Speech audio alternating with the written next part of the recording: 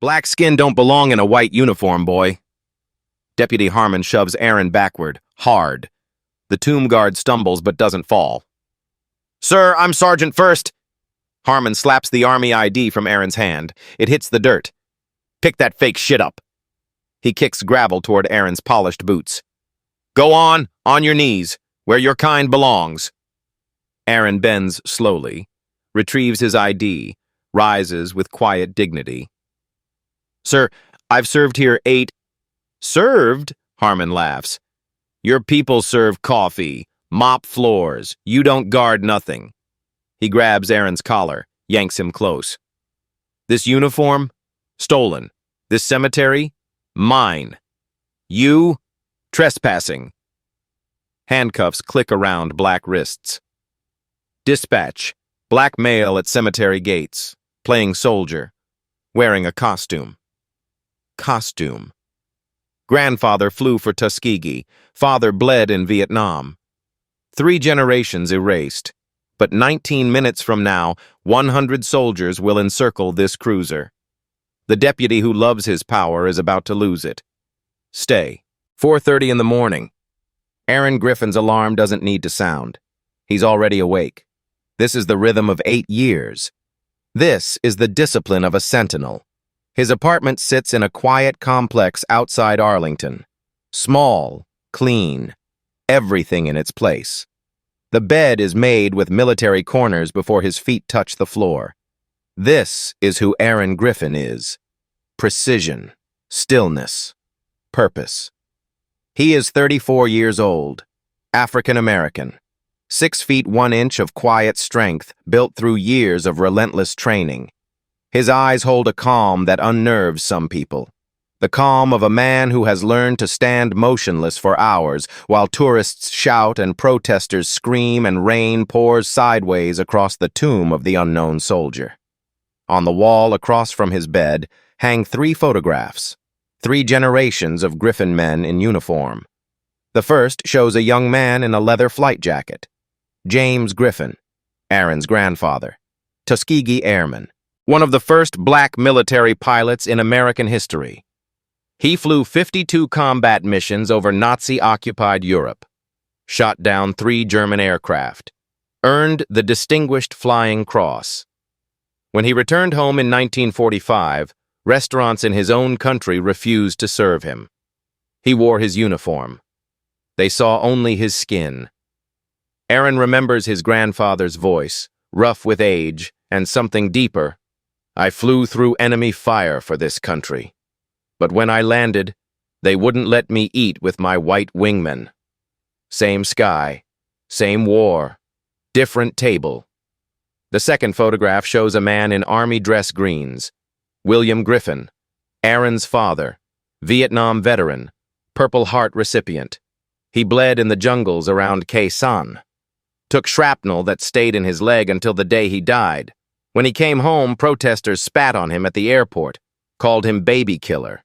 He never talked much about the war, only said once, "They didn't see me as a soldier, just another black man in a uniform they didn't trust." William Griffin died when Aaron was 19.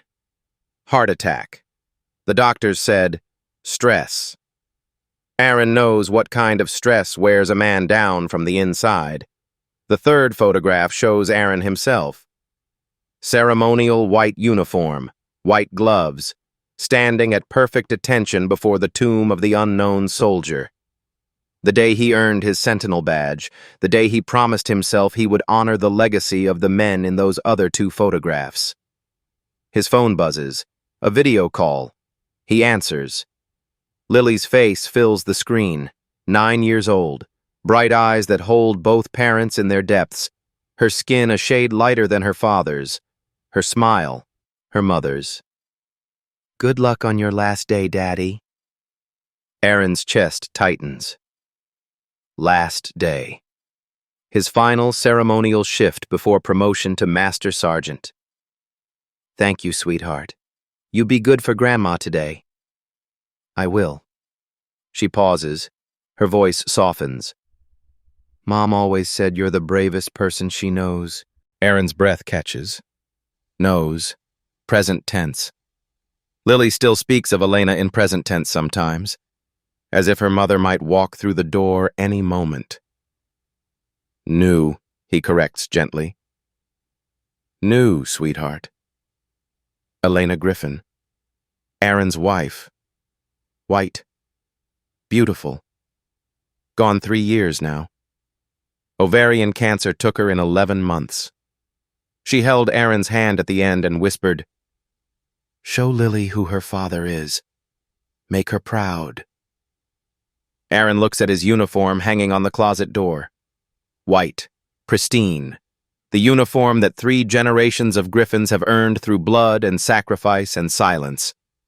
He dresses with care, every button checked, every crease perfect. This is not vanity.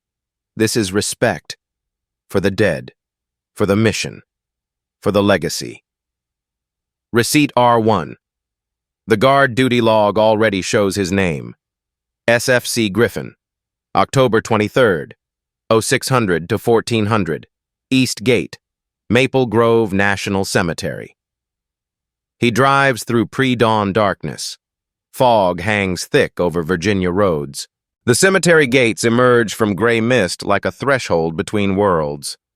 5:58 a.m., 2 minutes to shift start.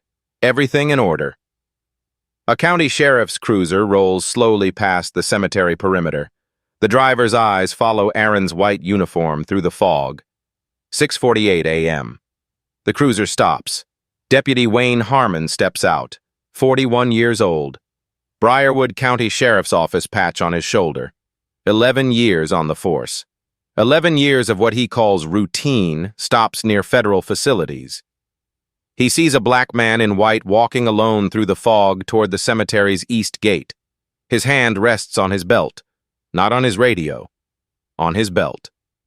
Hold up. Aaron stops, turns. His face betrays nothing.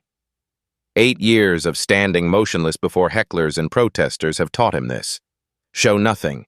Feel everything. Process later. Where you headed? Aaron's voice is level, calm, the same voice he uses when visitors weep at the tomb, the same voice he uses when tourists ask disrespectful questions. Measured, professional. Sergeant First Class Griffin, I'm stationed here. He presents his Army identification card, green, official, his photograph, his rank, his unit designation, everything a military ID should contain. Harmon takes the card, looks at the photo, looks at Aaron, looks at the photo again.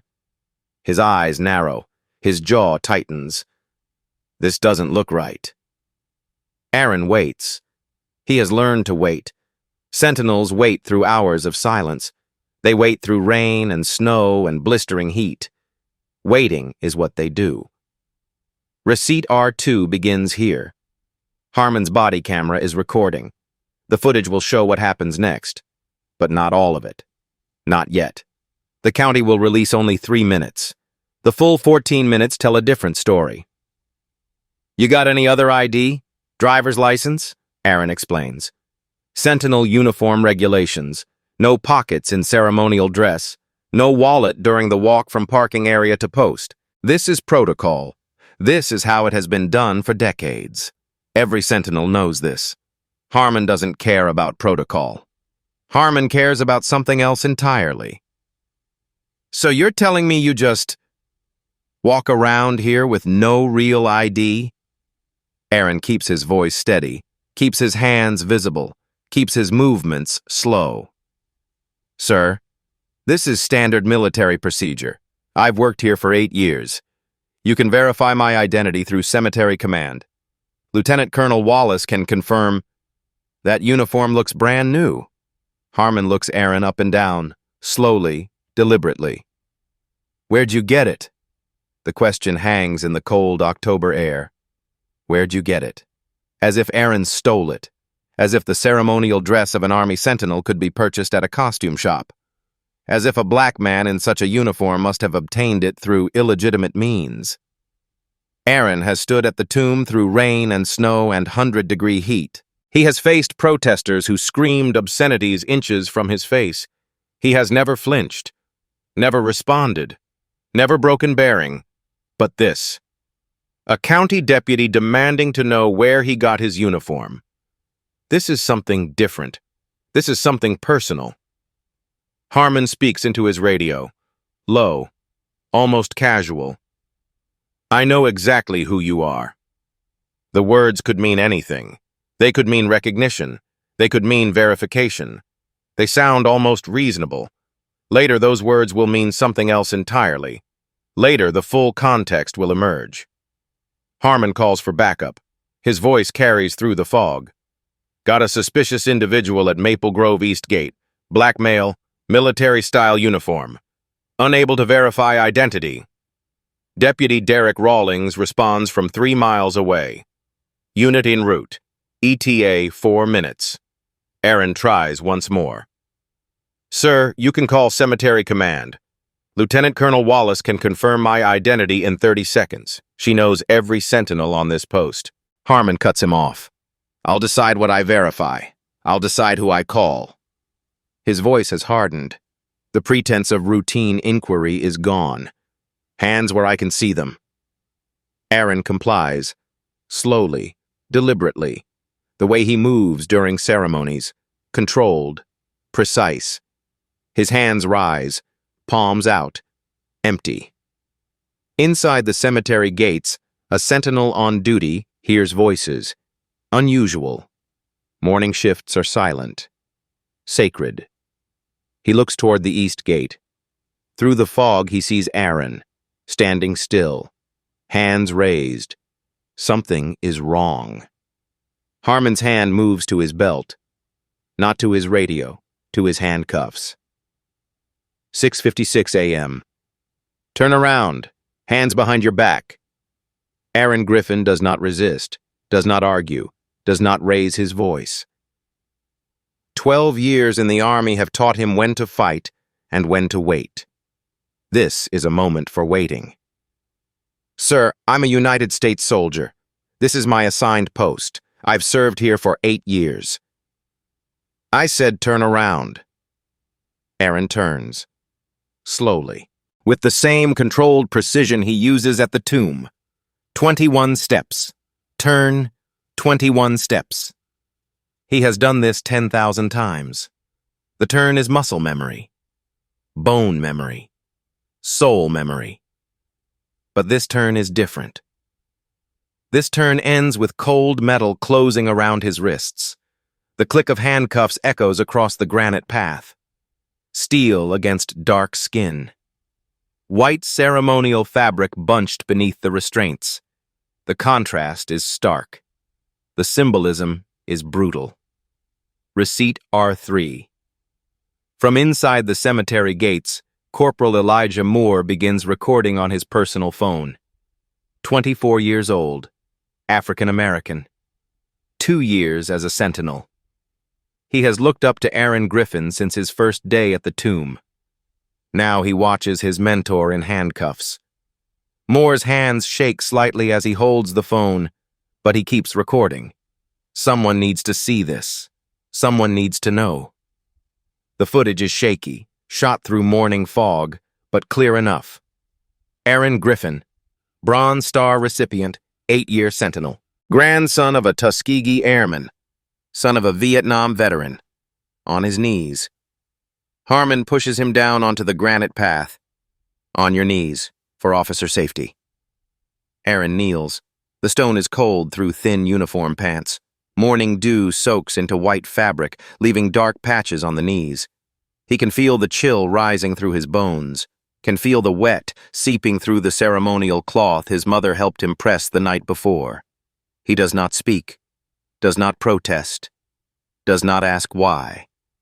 Behind him, 800 white headstones stand in perfect rows. Men and women who died wearing the same uniform he wears.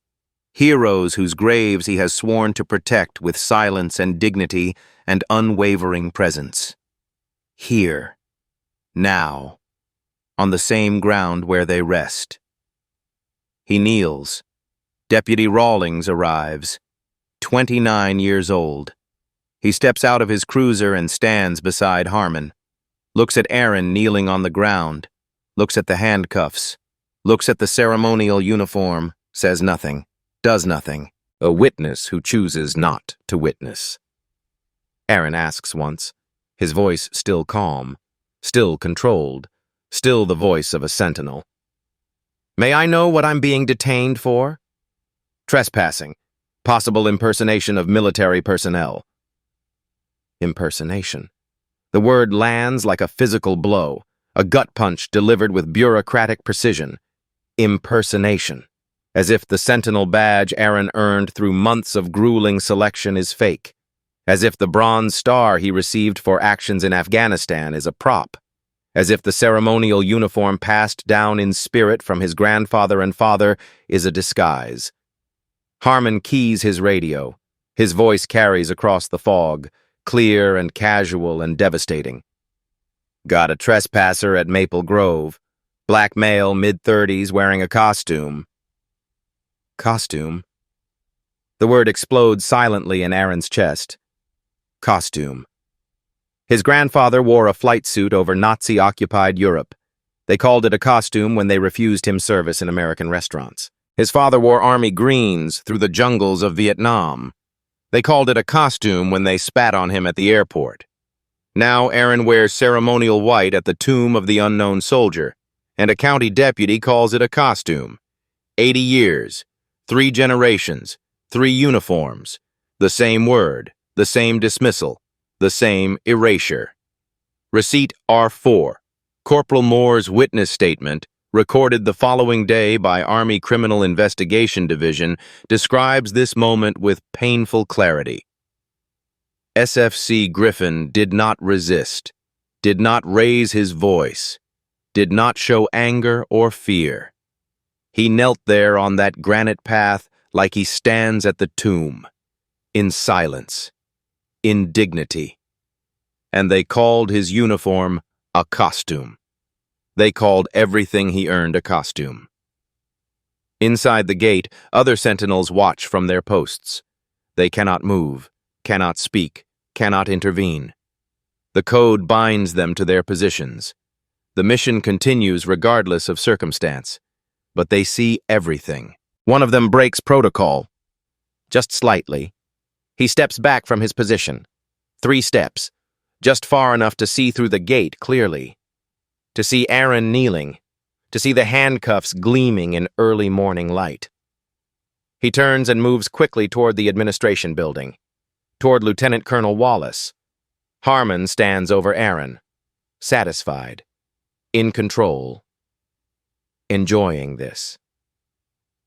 You people think you can just walk anywhere, wear anything, pretend to be something you're not. You people. Aaron hears the words, files them away, says nothing, gives nothing. His face remains still as stone. This is not his first encounter with men like Harmon. This is not the first time his uniform has been questioned because of his skin. But it is the first time he has been forced to his knees on sacred ground. He thinks of Lily, 9 years old, asking about his last day. He thinks of Elena, make her proud. He thinks of his grandfather. They wouldn't let me eat with my white wingmen. He thinks of his father, just another black man in a uniform they didn't trust. 3 generations, 3 uniforms, 3 times told, you don't belong here. And still they served. From inside the cemetery, a voice cuts through the fog. Sharp, commanding, female. Deputy, step away from my soldier, now! 7:01 a.m. Lieutenant Colonel Denise Wallace strides through the East Gate. 52 years old. 28 years in the Army. Commander of Maple Grove National Cemetery for 6 years. She has presided over the burials of 4-star generals, Medal of Honor recipients, a former vice president, and thousands of ordinary soldiers who gave everything for their country. She has never seen one of her sentinels in handcuffs. Until now. I'm Lieutenant Colonel Wallace, cemetery commander. She presents her military credentials. This man is Sergeant First Class Aaron Griffin, 8 years on my roster, Bronze Star recipient. Afghanistan veteran, and you have him on his knees, Harmon doesn't move, doesn't uncuff Aaron, doesn't acknowledge Wallace's rank or authority. "Ma'am, I have an ongoing investigation here." "Investigation of what, exactly?" Wallace's voice carries the authority of 3 decades in uniform. The authority of a woman who has earned respect in a profession that doesn't always give it freely. He's a decorated soldier standing outside his own post, his assigned post, the post he has manned for 8 years without a single incident. He couldn't provide proper identification, and that uniform is Army ceremonial dress, Class A, authorized for tomb guards. He's a sentinel. Do you have any idea what that means? Do you understand the selection process, the training, the honor? I know what it means when someone can't prove who they are. Wallace steps closer. Her eyes lock onto Harmon's. She is not a tall woman, but in this moment she seems to tower over him. "Deputy, you are standing on federal land. This road, this gate, this entire area is federal property. The boundary marker is right there." She points to a small stone marker 10 feet away. "Federal rules apply here. Not county rules, federal rules." Receipt R5. Wallace's incident log, written within an hour of this confrontation, records the exchange in precise detail. "Attempted to de-escalate. Identified myself as cemetery commander. Confirmed SFC Griffin's identity and service record. Deputy refused to release. Stated he had probable cause for detainment. Refused to specify the nature of probable cause when directly asked." Harmon shrugs, the casual dismissal of a man who believes his badge means more than her stars. "My badge says Briarwood County. I go by county rules." "Your badge doesn't mean anything on federal property. You have no jurisdiction here. None. I have jurisdiction over suspicious persons wherever I find them." "Suspicious?" Wallace's voice rises. Not shouting, controlled fury. The fury of a commander watching one of her soldiers humiliated for no legitimate reason. "This man has served his country for 12 years. He has guarded the honored dead who gave everything for this nation. And you call him suspicious because he's a black man in a white uniform?" Harmon's face hardens. "That's not what this is about." "Then what is it about, Deputy? Explain it to me. Use small words." Silence. Rawlings shifts his weight, looks at the ground, studies his boots, says nothing. Wallace pulls out her phone. "You have 30 seconds to release my soldier, or I make a call you really don't want me to make." Harmon smirks, confident, unworried. "Go ahead. Call whoever you want. I'm not releasing anyone until I verify his identity through proper channels, my channels." "I just verified his identity." "You're not law enforcement." Wallace stares at him for a long moment. Then she dials. Not the base commander, not the military police regional office, not any normal channel. The emergency frequency. "All units within 50 miles, sentinel down at Maple Grove, repeat, sentinel down." In the military, those words mean only one thing. 15 miles away at Fort Belvoir, engines start. 7:08 a.m. Distant engines, a low rumble carrying through morning fog. Harmon hears it first. He turns toward the sound. Frowns. Not one engine, not two, dozens. The first convoy appears through the mist, from the North Access Road. Humvees, transport trucks, staff vehicles. They roll toward the cemetery entrance in tight formation, diesel engines growling in the morning quiet. Then another convoy. From the south. More vehicles. More soldiers. They converge on the east gate like two rivers meeting. They stop, engines idling, blocking both ends of the access road completely. Harmon's cruiser sits in the middle, trapped. Doors open, one after another.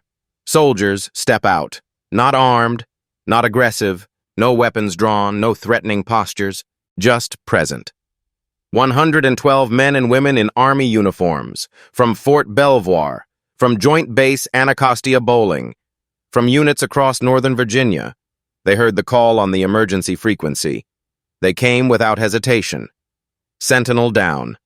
They don't stand in a formal line. They don't form parade ranks. They move, organized, silent, deliberate. A group positions itself at the north end of the road, blocking any exit.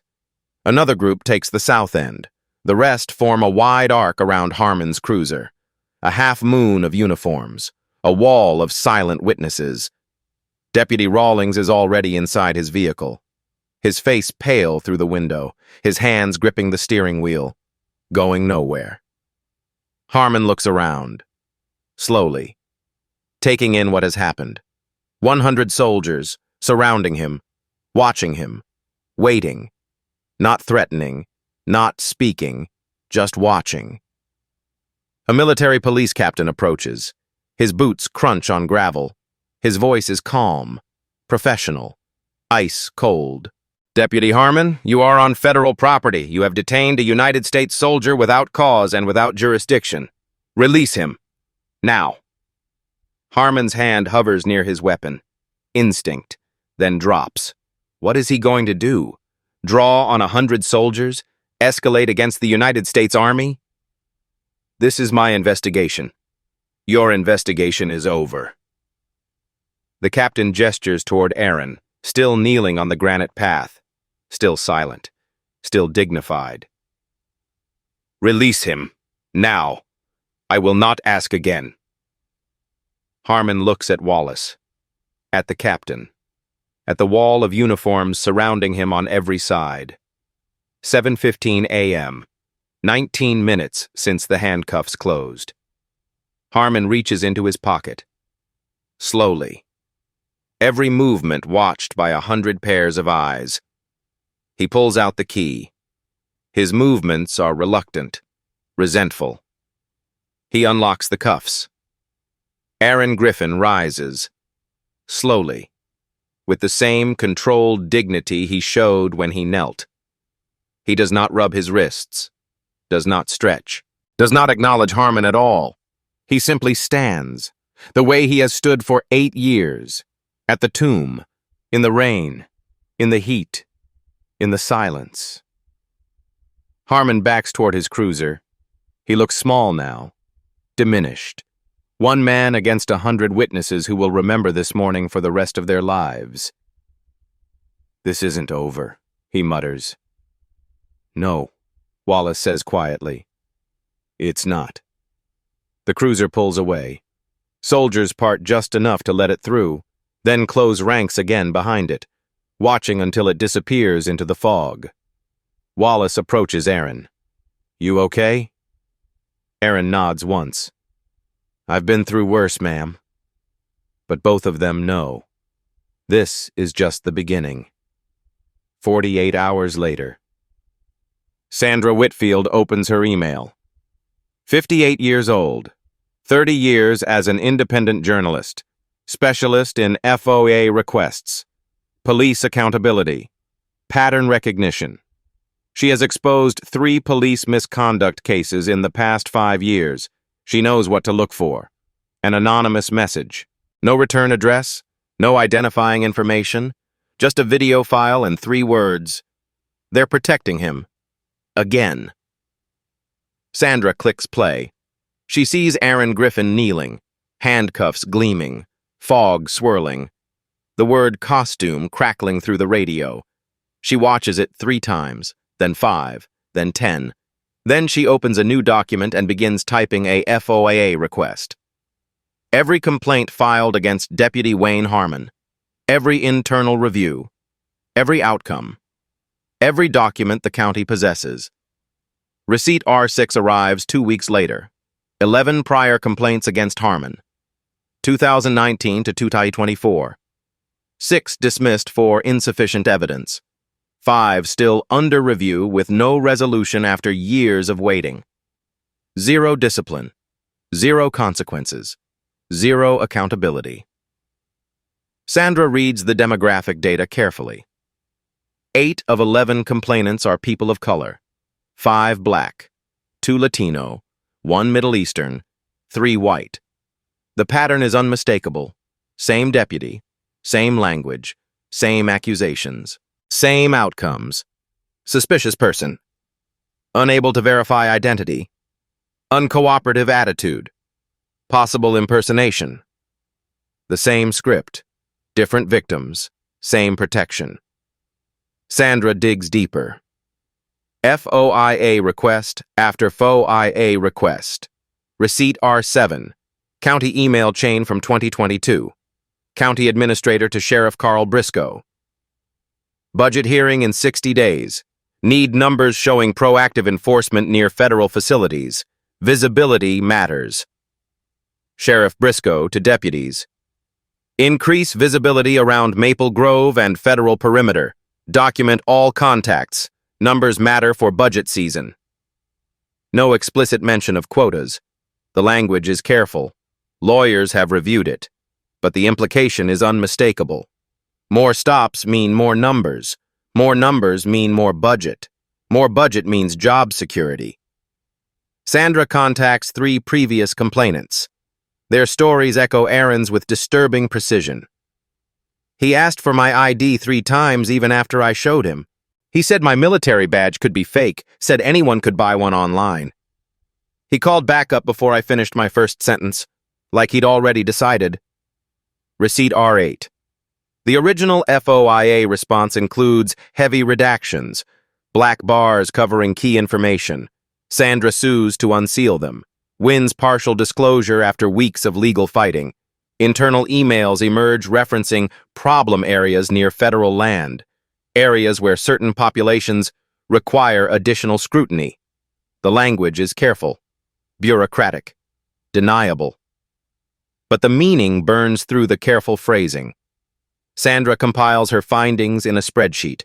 Names, dates, outcomes, demographics. This is not one incident. This is a system. Wayne Harmon is protected not because he's good at his job. He's protected because he produces numbers, stops, reports, contact cards, statistics that justify budget allocations during county funding hearings. The complaints don't matter. The pattern doesn't matter. The ruined lives don't matter. Only the numbers matter. The video leaks before Sandra can publish her full investigation. Someone sends it to Military Times.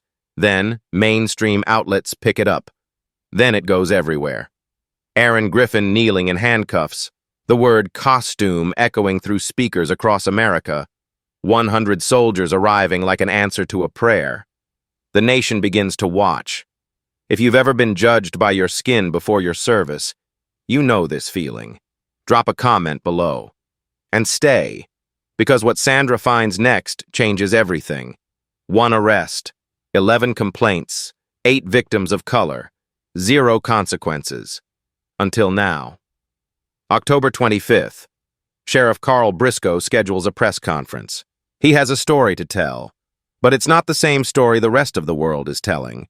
Sheriff Carl Briscoe stands behind a polished wooden podium, 56 years old, county seal mounted on the wall behind him, American flag positioned to his right, cameras arranged in neat rows before him. This is his stage, his moment to control the narrative. He reads from prepared remarks, every word vetted by county attorneys. Deputy Harmon acted within established protocol. What occurred on the morning of October 23rd was an unfortunate miscommunication, not misconduct. Miscommunication. He uses the word 6 times in 10 minutes. Miscommunication. As if Aaron Griffin's handcuffs were the result of a clerical error. As if the word costume was a misheard syllable. Receipt R9. The press conference transcript, obtained later through FOIA, reveals the careful choreography. No acknowledgement of the handcuffs' duration. No mention of Aaron kneeling on cold granite. No reference to the 100 soldiers who surrounded his deputy's cruiser. A reporter in the front row raises her hand. Sergeant Griffin showed an Army ID.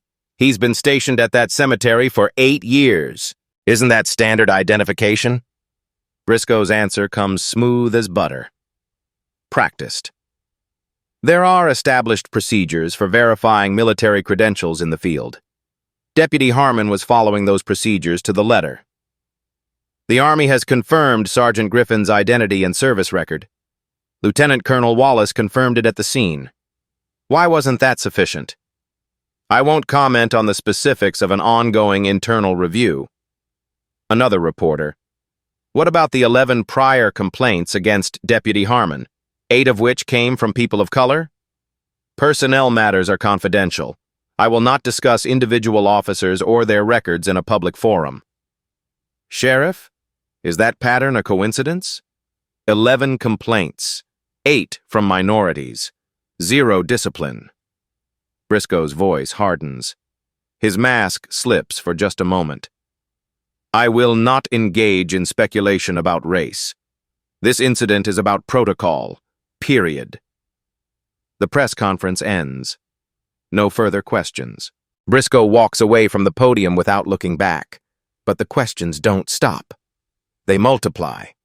24 hours later, Aaron Griffin receives official notification from Army Command, hand-delivered to his apartment, suspended from cemetery duties, pending internal review. The reason, typed in cold bureaucratic language: conduct unbecoming, involvement in incident causing disruption to ceremonial operations. Aaron reads the words 3 times. Disruption. He was handcuffed, forced to his knees on sacred ground, had his uniform called a costume, his service questioned, his dignity stripped away in front of his fellow sentinels, and he is being investigated for disruption. The man who put him in handcuffs sits at home on paid administrative leave.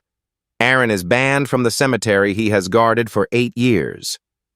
That evening, his phone rings. Lily's face appears on the screen. He almost doesn't answer, but he always answers for her. Her voice is small, uncertain. Daddy, at school they said you got arrested. Aaron's chest tightens. His throat closes. Who said that, sweetheart? Some kids. They saw it on the news. Their parents were talking about it. A pause. A breath. Did you do something wrong? The question cuts deeper than handcuffs ever could. Did you do something wrong? How do you explain to a 9-year-old that her father was detained because of his skin color? How do you tell her that the uniform isn't always enough? That 3 generations of service don't protect against 3 seconds of judgment? That some people will always see color before character? No, sweetheart. Daddy didn't do anything wrong. Then why did they put you in handcuffs? Aaron has no answer. Not one she would understand. Not one that makes sense in a world that should be fair, but isn't. That night, after the call ends, Lily sends a text message. I told them at school my daddy is a hero. I told them he guards the heroes. I told them they were wrong about you. Aaron reads it alone in his dark apartment, reads it again. The medals on the wall catch streetlight through the window. Bronze Star, Army Commendation Medal, Sentinel Badge, 8 years of perfect service documented in medal and ribbon. None of them protected him. The county maintains that Deputy Harmon followed established protocols for encounters with unverified individuals near federal facilities. A spokesperson stated that boundary lines can be unclear and that the deputy had no reliable way of confirming military credentials in the field. The official response. The institutional defense. Words crafted to protect the system. Deputy Rawlings requests immediate transfer to another county. His request is approved within 48 hours.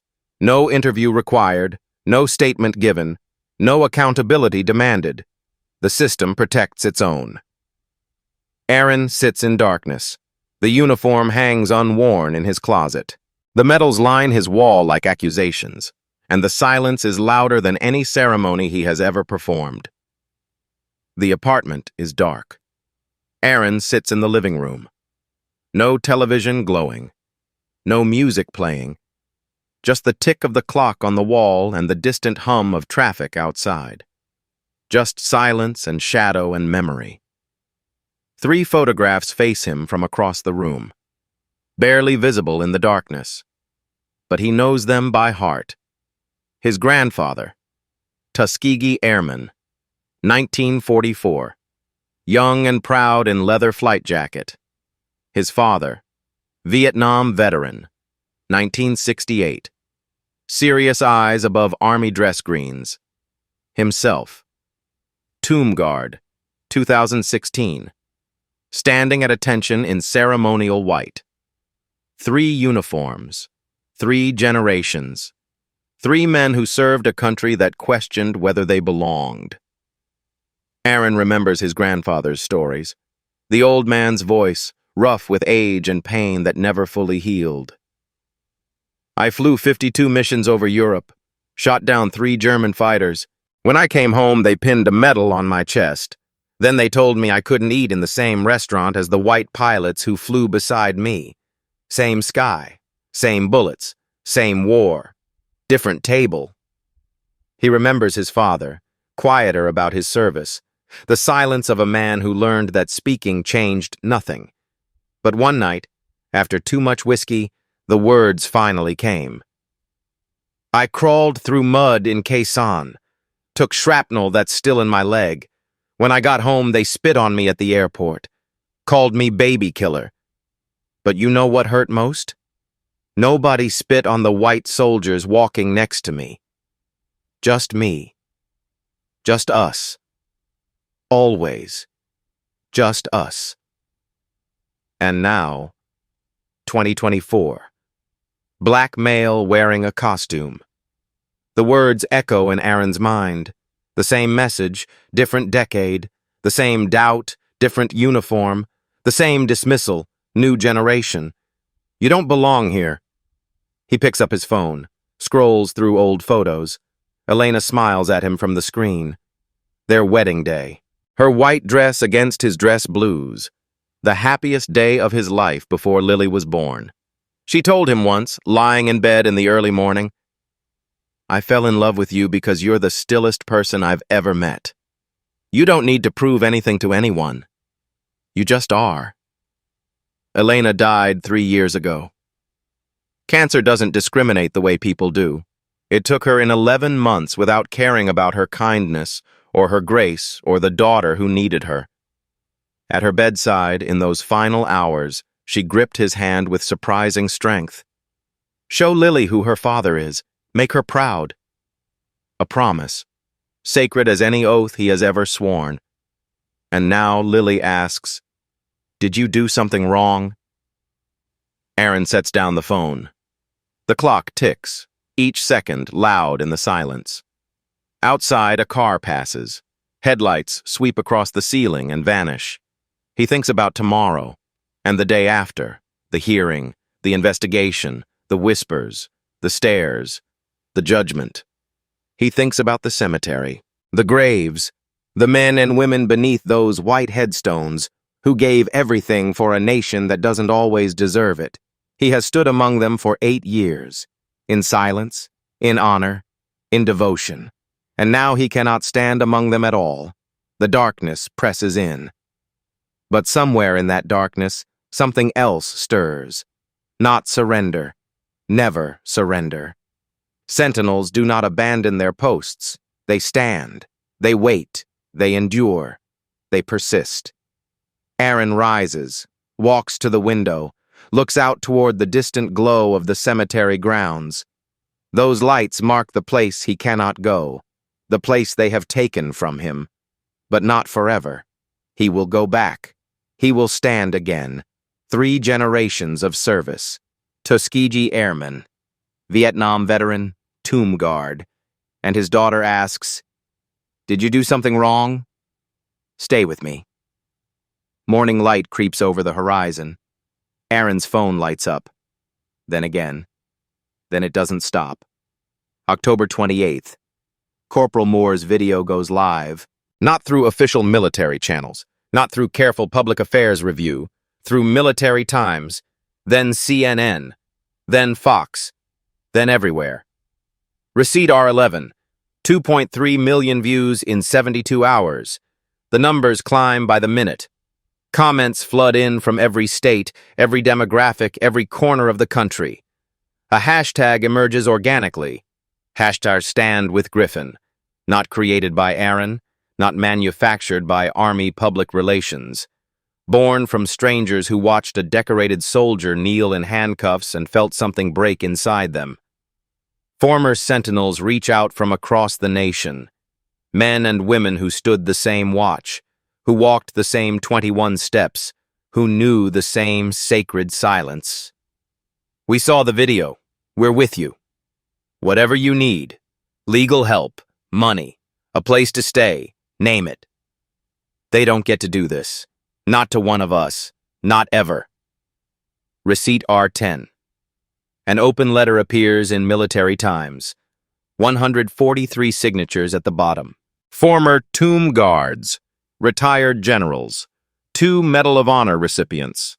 Names that carry weight. The letter reads, Sergeant First Class Griffin represents the highest standard of military honor. He has devoted 8 years to guarding our nation's most sacred ground. The actions taken against him dishonor every soldier who has stood at that post, and every soldier who lies beneath the ground he guards. It concludes with words that spread across social media. We stood in silence. We will not be silent about this. Congressman Howard Ellis calls Sandra Whitfield directly. Virginia delegation. Armed Services Committee member. 61 years old. Voice like gravel. I need a complete briefing. Everything you have. Every document. Sandra sends the FOIA files, the complaint history, the demographic patterns, the budget emails, the redacted communications. Ellis's staff begins formal review. Words like federal oversight and civil rights investigation enter official correspondence. On social media, comments pour in by the thousands. From civilians, I'm not military, but this video made me cry at my desk. From parents, he guards our fallen heroes. This is how we repay him.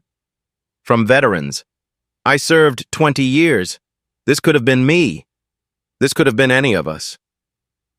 The solidarity is overwhelming, unexpected, humbling. Aaron reads some of the messages. Not all. There are too many. But enough to understand that he is not alone. That people see him. That the silence is breaking. One message gets through the noise. A retired sentinel, 73 years old, Vietnam era. Hands that once held the same rifle Aaron carries. Son, I stood at that tomb in 1969. They questioned my right to wear the uniform then too. We're still fighting the same fight 50 years later. But we're winning, slowly, step by step, and men like you are the reason why. Lily sees some of the comments. Aaron tried to keep them from her, but 9-year-olds are resourceful in the digital age. She finds him in the kitchen that evening. Daddy, look! She holds up her tablet. Thousands of supportive messages scrolling past. See? I told them you're a hero. Aaron pulls her close, holds her tight. For the first time in days, he smiles. But the real breakthrough isn't coming from Congress. It isn't coming from social media. It's coming from 51 seconds of footage that no one has seen yet. November 8th, Sandra Whitfield receives a new file. Different source, different tone. A message that simply reads, "The county only released 3 minutes. Here's the rest." The full body camera footage from Deputy Harmon's encounter with Aaron Griffin. Not the 3-minute snippet the county released to media. Not the carefully edited version reviewed by county attorneys. The complete 14-minute recording. Sandra watches it once, then again, then a third time, stopping at the 2-minute mark. Before Harmon asks for identification. Before he mentions verification procedures. Before any of the official justifications that Sheriff Briscoe presented at his press conference. Harmon speaks into his radio. His voice is casual, almost playful. The voice of a man about to have some fun. I know exactly who he is. Tomb guard. A pause, a slight laugh. Then 8 words that change everything. Let's see how tough these guards really are. Receipt R2. Extended. The smoking gun. The evidence that destroys every official explanation. Harmon knew Aaron was a legitimate sentinel before he ever stepped out of his cruiser, before he asked for ID, before he demanded a driver's license, before any of it. He knew. He approached anyway, detained anyway, demanded ID anyway, handcuffed anyway. Not miscommunication, not protocol. A deliberate choice, a game, entertainment. Sandra plays the clip again, and again. Let's see how tough these guards really are. He wanted to test him, to provoke him, to see if a black soldier in ceremonial white would break under pressure. Aaron didn't break. Aaron knelt in silence and dignity while a man who knew the truth called his uniform a costume. Receipt R12. Sandra cross-references the location data embedded in the body camera file. GPS coordinates accurate to 3 feet. She overlays them on Department of Interior survey maps showing the precise boundary between federal and county jurisdiction. The location of Harmon's cruiser when he initiated the stop, 31 feet inside federal property, not on the boundary, not in disputed territory, not in an ambiguous zone. Federal land, clearly marked, indisputably documented. Harmon had no jurisdiction. The stop was illegal from the first moment. The handcuffs were illegal. The detention was illegal. Every single action violated federal law. Everything Sheriff Briscoe called protocol was a crime. Sandra publishes the same day. Video, maps, timeline, documents. Everything laid out in devastating detail. The headline, Deputy New Soldier was legitimate, arrested him anyway. Congressman Ellis releases a statement within 3 hours. These revelations demand immediate federal investigation into civil rights violations. No more internal reviews. No more protection. 6 hours after Sandra's article goes live, Sheriff Briscoe issues a terse statement through his spokesperson. Deputy Harmon has been placed on administrative leave pending comprehensive review. The same phrase used for the 5 previous complaints against Harmon. The same empty promise, pending review. But this time, the nation is watching. This time, the evidence is public. This time, there is nowhere to hide. Harmon's union representative offers a defensive response. Deputy Harmon maintains he acted in good faith based on available information at the time. Good faith. The body camera footage plays on every news network. 8 words, over and over. A loop of self-condemnation. Let's see how tough these guards really are. Good faith. The phrase becomes a dark joke, a symbol of institutional denial, a meme of accountability failure. November 15th approaches. Federal District Court. Alexandria, Virginia. This time, it won't be a press conference with prepared statements and careful deflections. It will be under oath. November 15th. Federal District Court. Alexandria, Virginia. The Honorable Patricia Williams presiding. 54 years old. African American. Appointed by a Republican president. Confirmed unanimously. Known for fairness across party lines and zero tolerance for evasion or excuse. The case, Griffin v. Briarwood County. Emergency motion for preliminary injunction. Demands, immediate reinstatement and federal civil rights investigation. Aaron sits at the plaintiff's table. Civilian clothes. No uniform. That privilege was stripped from him 3 weeks ago. His attorney presents the timeline. 6:52 a.m. to 7:21 a.m. on October 23rd. Every moment documented. Every word recorded. Then the body camera footage plays on the courtroom's display screens. The chamber falls silent. Judge Williams watches without expression. Attorneys stop shuffling papers. The court reporter's fingers pause above her keys. Harmon's voice fills the room. Casual, amused. I know exactly who he is. Tomb Guard. Let's see how tough these guards really are. Receipt R13.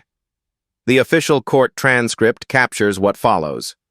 Judge Williams turns to the county's attorney. Her voice carries quiet authority. Counsel, can you explain this statement in the context of miscommunication? The attorney shifts in his seat, swallows. Your Honor, Deputy Harmon's statement was taken out of context. What context makes, let's see how tough these guards really are into a verification procedure? Silence. The attorney has no answer. None exists. Judge Williams continues. And the jurisdiction issue? The arrest occurred 31 feet inside federal property.